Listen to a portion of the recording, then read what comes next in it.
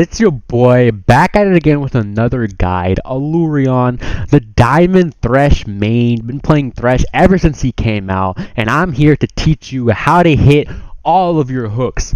All of them. So, to hit all of them, you gotta download some scripts. But we're not going to be teaching you that. So I'm going to teach you how to hit some of them, more than you do now. So let's get it. But before, hold on, one second. But before we start this guide, I want you to smash the like button, smash the subscribe button, because this is no simple matter. I am leaking my pro Thresh strats to you guys. I'm leaking my pro strats, the diamond mechanics. I'm going to be going into solo queue, and everybody's going to know how to dodge my hooks. Why? Because I made this guide. So give me some respect, some thumbs up. So now, let's get it! So really, the first step is your mentality. You have to think, I will hit this hook. You can't look your enemies up on op.gg or low nexus and be like, oh, he's diamond, I'm not going to hit any of my hooks. No, it doesn't matter. It doesn't matter what rank they are. When I was gold 5, I'd be predicting hooks of diamond players. I think of it as a challenge. I put every ounce of effort that I could into believing that I could do it.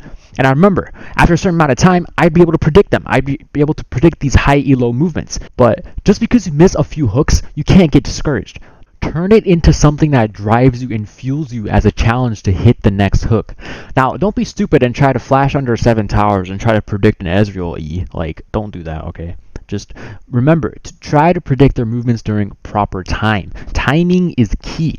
Through experience, you will learn the hook range, the hook cast time, the hook width, and the speed. So, assuming you're already someone who plays Thresh quite often, you may be able to understand what I'm talking about when I say getting a feel of the hook for the hook animation itself. So think as if you are the target. If you were trying to dodge a hook, what would you do in their position? So something that's really important that I want to talk about is the stress reaction concept, the tendency to become easily distressed to high pressure changes.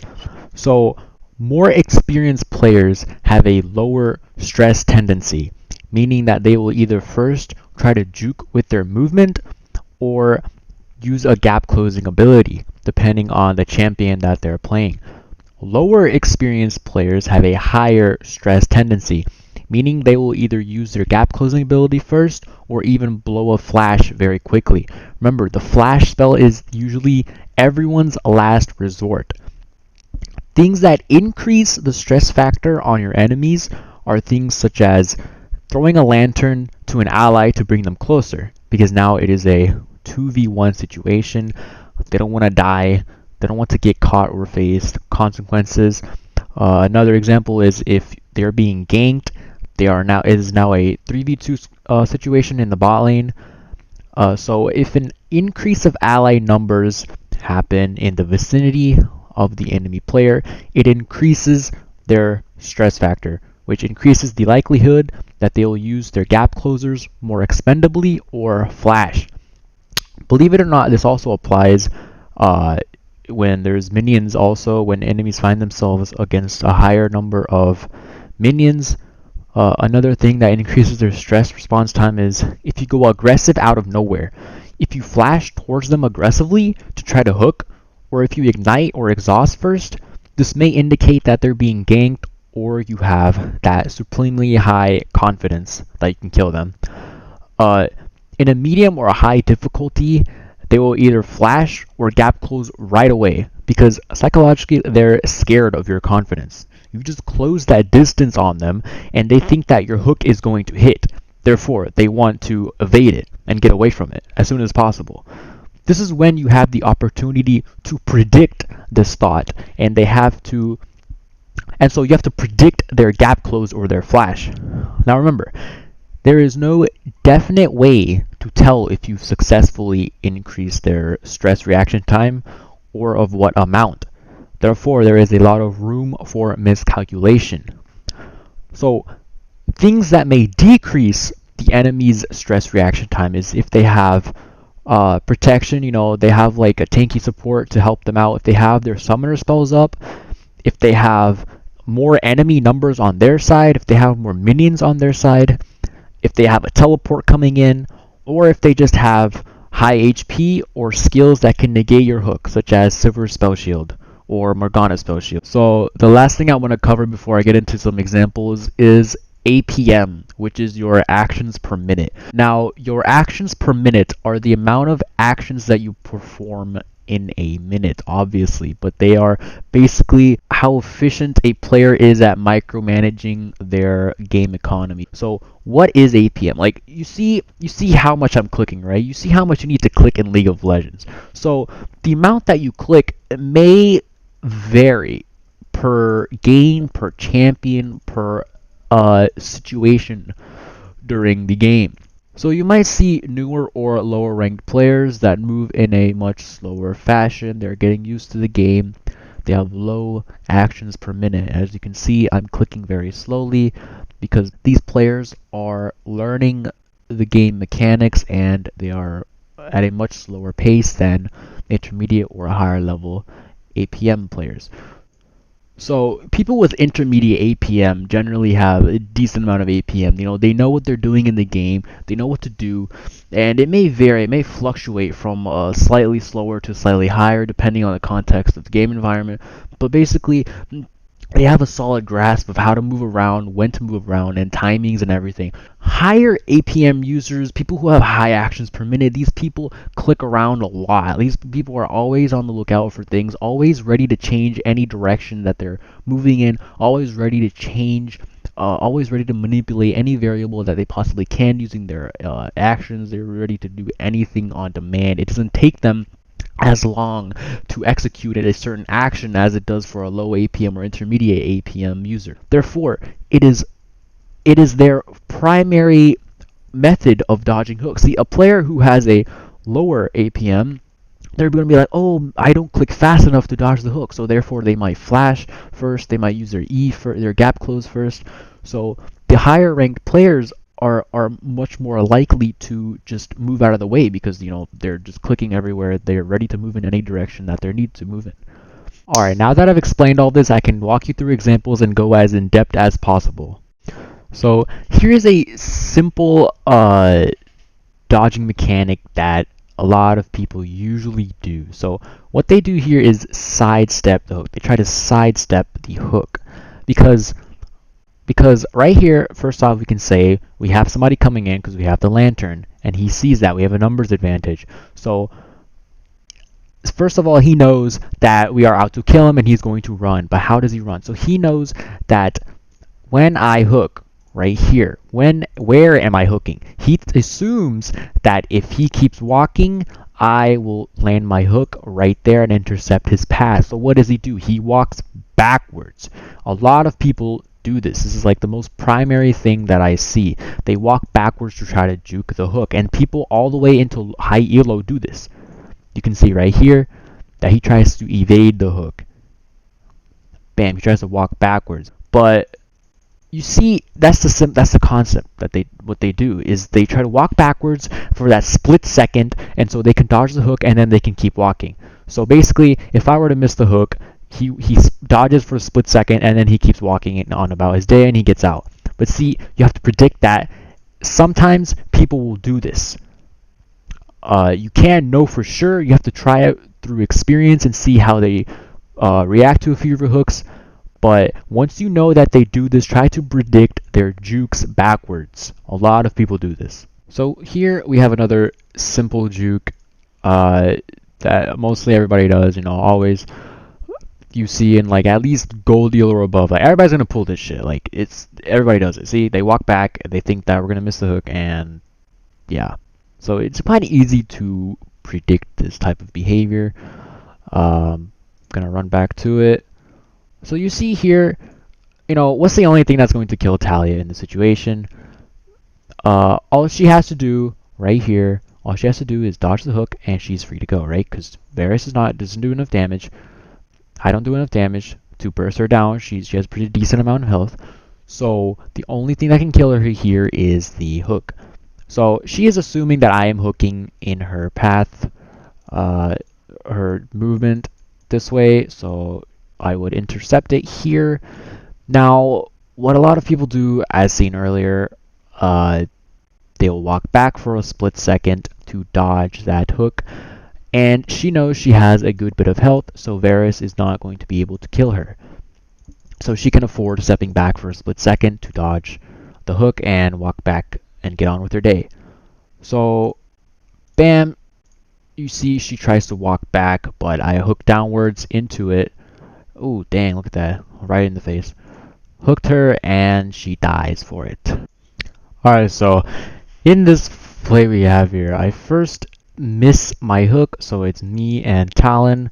I'm ganking, and so here what I was trying to do is I do miss my hook. I hit the minion, but what I was trying to do is hook through these two minions to try to hit Vigar, and see as I hit the hook I missed. But I did notice something here. My first initial insight on this was we see how Vigar reacts to the hook. Now see, if I did manage to hook him, I would have caught him. Now you see how notice how he moved to the left. Notice how he did not keep walking back. Let me go back for a second. He walked to the left side right here.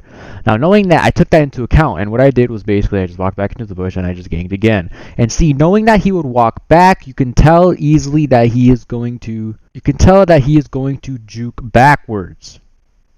Bam. Now, even if I did not perform that initial first gank, I probably would have hooked backwards. I predicted the juke, because a lot of people do that. Again, a lot of people do that. You know, this is not bots, this is not your bronze promos. People will usually dodge backwards to try to avoid hooks, because the people are not that stupid. They've played enough games to realize that they will get caught by those minor errors that they perform. Alright, 17 billion IQ hook right here. Alright, so first off, you see that this is a 3v1 situation after they kill Zyra. After we kill Zyra, it is a 3v1 situation right here. So first of all, you notice that is a 3v1 situation. That is the first factor right here. The first factor is that she is outnumbered 3 to 1. So that's the first factor. And the second factor is that I am at a higher angle.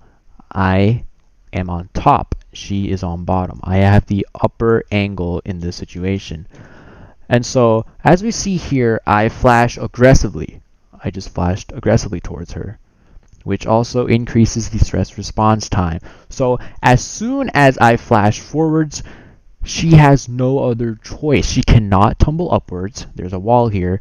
And even if she tumbled this way, even if she kept walking, I would have hit the hook, because my line of hook would have been right here.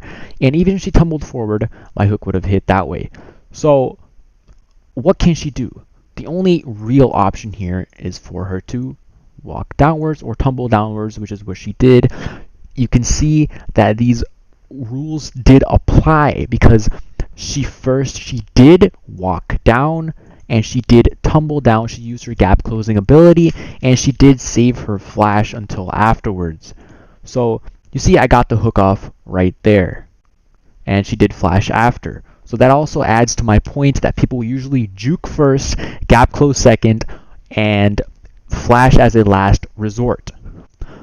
So one thing that makes hooking so much more easier is trying to assume the other player's intentions. What are their intentions? What are they trying to do before you hook them?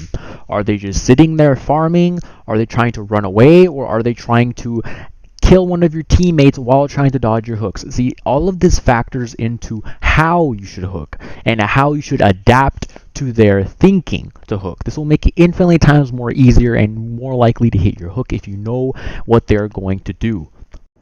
So here you see in this 2v1 lane currently, I am very low health and Vayne is a decent amount of HP. So what am I doing? I'm walking up.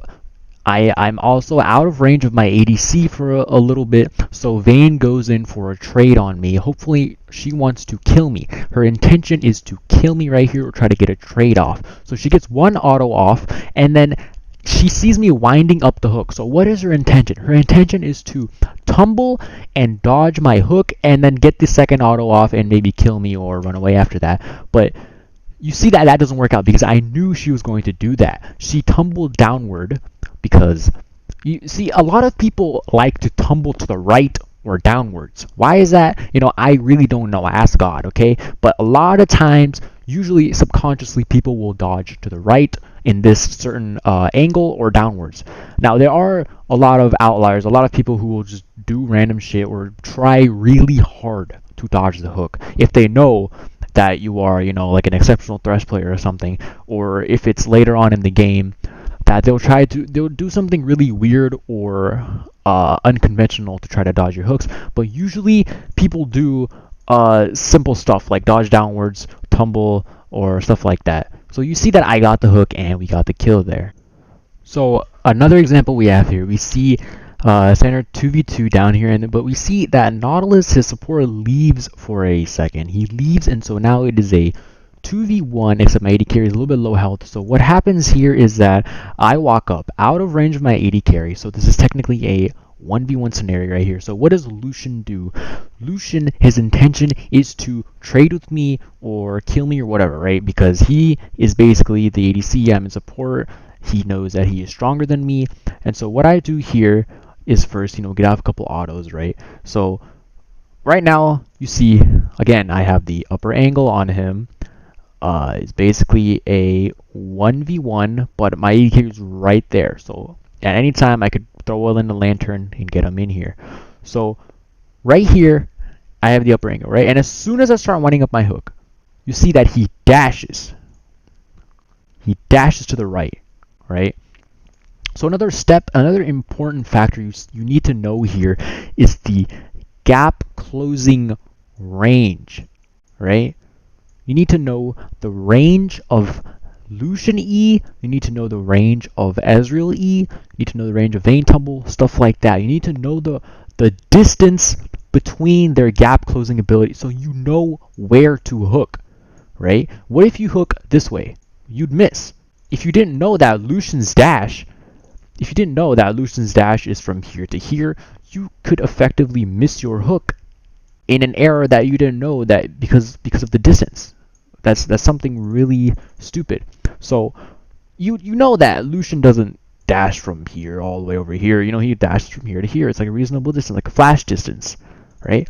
So again, why does Lucian tumble downwards? So a guess would be that, oh, he got off his few autos or whatever, and my AD carry is, remember, my AD carry is right here. So he doesn't want to completely do like a whole 1v1 fight. So he knows that if I hook him where he was right here, if I hook him there, my AD carry was ready to follow up. So what does he do? He wants to dodge it. He knows that I'm winding up my hook. He wants to dodge it, so he dashes downwards, and I predict that. So he can't. So right now you can only assume that his stress factor right now is only at a sort of medium level, because he didn't juke the hook. He didn't walk away from it. He didn't try to walk out of the hook. He used his gap closer. So you can only assume that he's at a medium level of stress right now, because he saved his flash. He still has flash. You can see him flash afterwards. After I throw in my lantern, he flashes out afterwards. So can't really know for sure how they're going to react, but using those rules that I explained earlier, assuming is the best thing that you can do, and it just gives you a high possibility of landing your hooks if you do it efficiently. So another thing to consider is how to hook during small skirmishes or team fights. So it is a little bit different because whoever you're hooking, first of all, they don't even know who you're hooking, because if everybody is lined up like this, or in a regular team fight situation, they don't know who you're going to hook, because if everybody is lined up, they don't exactly know where your hook is going, so they have no idea. But here, see, realistically, we want to focus Lucian first, so he may or may not know that. So here, you can see that Lucian already blows his E in this small skirmish. Therefore, he does not have his gap close. I don't remember if he has a flash or not, but it doesn't matter because, see, here he is not so much focused on dodging my hook. He is more focused on, you know, fighting and killing Ari. So it is not a 1v1 situation. He doesn't know that I'm going to hook. Rather, in a 1v1 situation, it's like, oh, I know this Thresh is going to hook me, or if I'm frontlining, he knows this Thresh will hook me, and if he does, I will die. But here, he's not thinking that. That's his secondary thought. See, right now, he doesn't even know that I'm hooking. Like, there's so much shit going on that he has no fucking idea. And my primary thought is that I am going to hook him. I am going to hook him because there are no more minions and he is about to take tower aggro. And we have our minion wave coming in, and I'm pretty sure my boy David right here can kill him. So, why am I not hooking LeBlanc? Well, I don't fucking know. No, just kidding. Illusion is, he has a lower HP, and I don't remember my thought process during this game, but I wanted to hook him, and I did. So, you see here, he's not really paying 100% attention to me, so I have a easier time to hook him right here. So we do kill him. Actually, my boy David didn't kill him. I killed him. Sorry, David. And right here, I can explain that. I don't fucking know how I did that shit, okay? But okay, so right here, again, I want to stress the importance here is that in small skirmishes or team fights, whoever you're hooking won't 100% know that you're hooking them, and they won't be paying attention to that because they have other things to worry about. There's so much shit going on that they may not know that you are going for them. So here in this play, we have a 2v1 situation where Vayne is trying to recall, and I flash, predict her tumble, and we get the kill on her. So my thought process is as follows. So basically, I'm pretty low health, and my ADC here is playing back for a second. And so, see, Vayne knows, I'm pretty sure, that I am going to pull something. That's why she was ready to tumble, or else, you know, I would have missed and she would have backed. So here, you see, I flashed in this direction. I have the upper angle. She's right here. And so, one of the things that guides her judgment is that one, Varus is all the way back here. You know, he's far away. Two, Talia is not there yet. Her support is not here. And three, she cannot tumble downwards into this into the turret. The turret's blocking her. It's a wall. So she has a few options there. So she's not going to tumble this way. She's not going to go that way because Varus is right here. Varus is walking forwards. She's not going to come into us. She actually could have pulled something here, maybe, but it's very unlikely. She could have queued this way, condemned me into this wall, killed me, right? But then Varus would have killed her. So her thought process is right now that she wants to evade my hook and possibly Q me and auto me and I'm dead and get away from Varus. So she knows, she assumes that I am hooking her right here. So her thought process is, you know, I want to kill him, so she's going to tumble upwards and auto attack me and kill me. So I predict that, and you see, she tumbles upwards. I get the hook. She Zonya's. I don't know why she didn't Zonya's first. Her stopwatch. Because I'm assuming that because she thought she could kill me. She could get the Q off on the auto off and she could kill me. That's why she didn't Zonya's first. So that's why. So just in general, here is an example of someone who is 100% trying to dodge my skill shot, and you know, it's actually really funny. Like, he's trying to dodge every step of the way. He's trying to dodge the cocoon, and it's so funny. Like, I don't even care at that point. So you see, you're going to have these people here. So here's the thought process behind it. So it's like, oh, I turn into human form basically. So my cocoon is my skill shot, my hook in this scenario. So right here, he knows that he assumes that I'm going to cocoon at where he's walking, because he's walking right here. So what does he do? He dodges backwards. he dodges backwards, and he sees that I still have my cocoon, I have saved my cocoon, so what does he do? He's going to dodge again forwards. So you see that he's trying really hard to dodge, walk back and forth, and do whatever the fuck he can to try to confuse me. And, you know, it's funny, because sometimes you have to have that knowledge. You have to know that they're going to, when you're this close to them, sometimes if you can get up to them, if you can literally get into melee range like with Thresh, then you don't even have to hook. You can just flay, right? You could flay then hook or something. But you see that even as this guy is walking, he's just doing whatever to try to dodge my cocoon.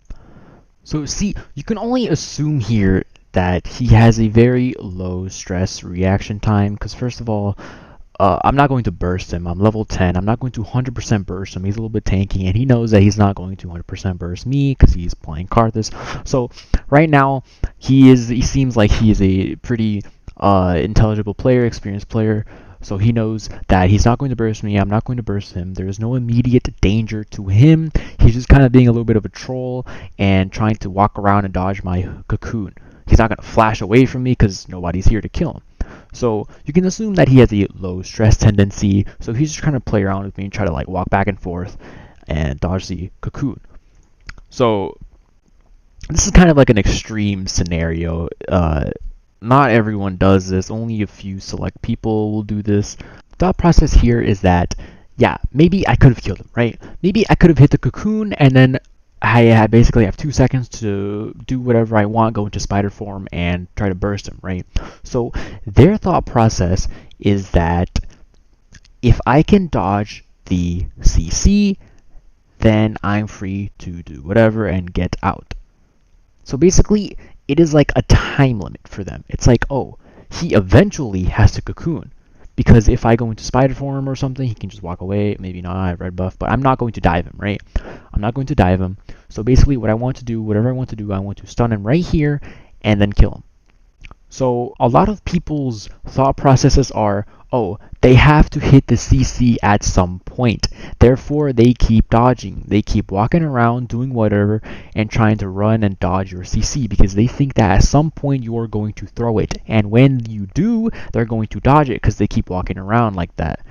Alright, so this last section is going to talk about blind and stealth prediction hooks, and these are most of the time very hard to predict. A lot of it may be considered luck, but there is a bit of strategy involved that I'll show you in a few examples. Oh shit, you better back off. Oh my god! So here's a bit of a rundown for blind hooks. Blind hooks require you to have at least some insight or maybe even some pre-existing knowledge of where someone was before and the possible intention that they may have. So if you know where someone is going, you can line up your hook according to the imaginary pathing going on in your mind while mapping the rate of their movement speed. Oh my. Alright, who's managing this? Watch this shit. I did this once before. Oh my god. Ya boy! Oh my. Yo, put that in the highlight. See that we have everyone up right here. We have 3 people. Everyone on the enemy RA's team is dead.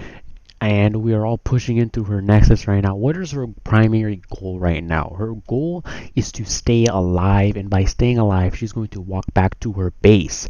And she's running from us, so we know that. And so we can take into account that her primary route right here is going to be running back into base through this little crevice, through the through the wall that we have here. And so knowing that this is one possible route, I chose that route because it is the most efficient, because who wouldn't go that way, right? So we see the knowledge that I have right here, the pre-existing knowledge is that Ari's right here. This is where I last see her.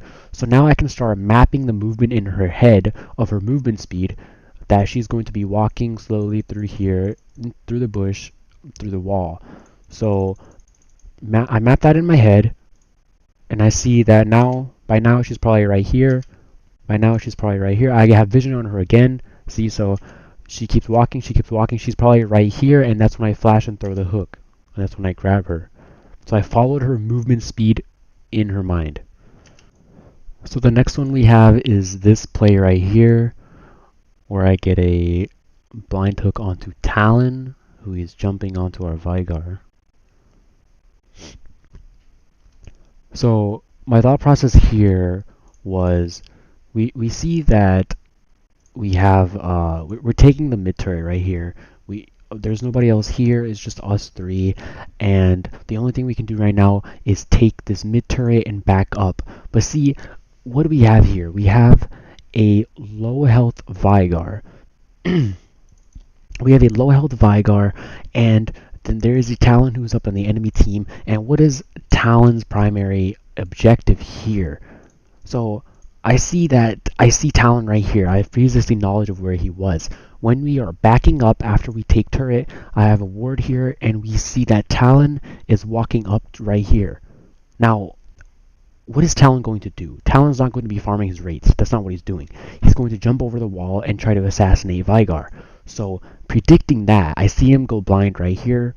So after a few seconds, he's going to be right here, and after that he's going to jump over the wall and try to assassinate Vigar. And that is when you throw the hook, right when he's about to jump over the wall. And so right here I see that, and bam, he's going to be jumping over right now, and I get the hook on him.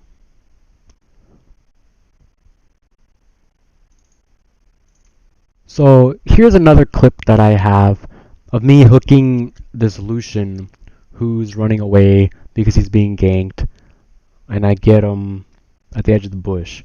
So my thought process here is that, so we have Lucian here and a low HP Tristana, and so he sees me walking up.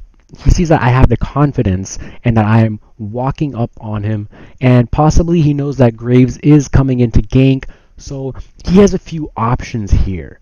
So what he does is walk into the bush. So the thing about bushes is that when enemy players walk into a bush, they now have a different style of thinking. So it gives a little bit of mystery here. So the players don't think as they would as if we see them. So he's not going to run dash out right now and try to get there as fast as possible, because he knows that I do not see him. So what's he gonna do? He's just gonna walk like he would normally walk. That's what I assume. So the possible pathways that he could have taken is that if he doesn't know if it's warded, he would just run around in here, maybe try to dodge the hook, right?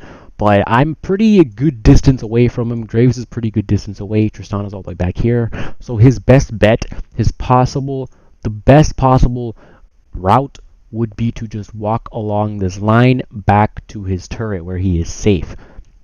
So calculating his movement speed when he goes blind in here, I imagine himself walking up through the bush, right? So now at the point where I think he is right here, I hook in that direction and I get the hook. So in this play, you see here that is a 2v2 lane, and there's a Twitch. So Twitch can go invisible with his Q, and this is a clip of me hooking him through his invisibility. Now we do have a 4-man gank here. So what is the primary reaction? I flay Janna, I lantern in the Lux, and so Twitch thinks he's safe. He's going invisible right now. We are all currently focusing our efforts onto Janna. She's tornading us back, and Corki is facing this way. So Twitch thinks he is good to go invisible and just walk out.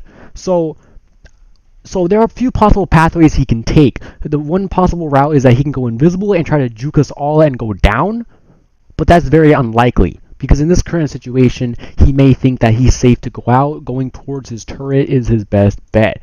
So now we see that he is going invisible. He's invisible right here. We do not have vision on him.